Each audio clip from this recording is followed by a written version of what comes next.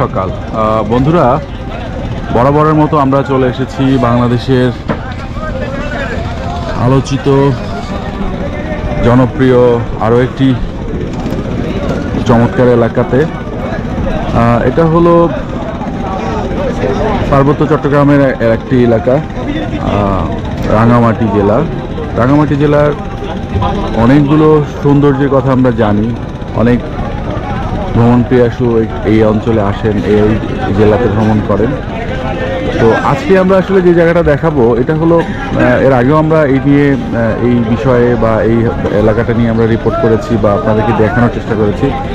তো 2025-এর এবছর একটু ভিন্ন রকম আমরা দেখছি, নতুন পরিসরে এবছর কেমন লাগছে এলাকাটা সেটা আসলে দেখার জন্য চলে এসেছি। তো এটা হলো রাঙামাটির বনরূপা বাজার সমতা ঘাট।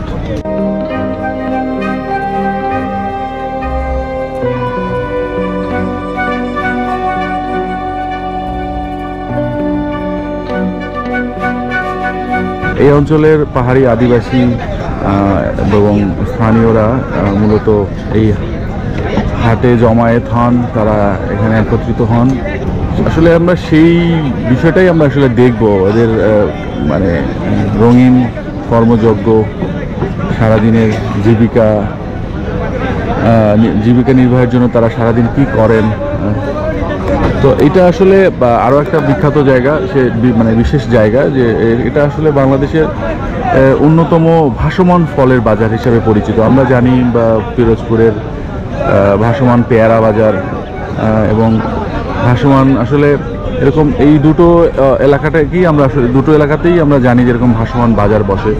মূলত আমরা নদীমাতৃক দেশে দেখেছি। তো কাপ্তাই হ্রদে বা কাপ্তাই লেকে এটার মানে বিউটি সত্যি অসাধারণ।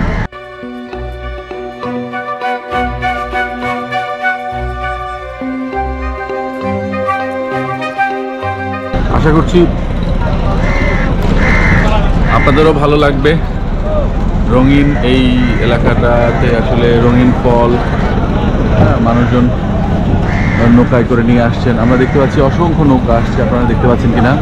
ছোট ছোট ছোট ছোট নৌকাতে কাঁঠাল, লিচু, আম,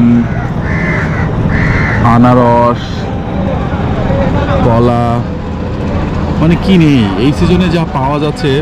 স্থানীয়রা তাদের বাড়ি থেকে, তাদের আঙিনা থেকে একেবারেই খাঁটি বিষাক্ত কেমিক্যালবিহীন জিনিস নিয়ে আসছেন। তো চলুন দেখতে থাকুন, আমাদের সঙ্গেই থাকুন।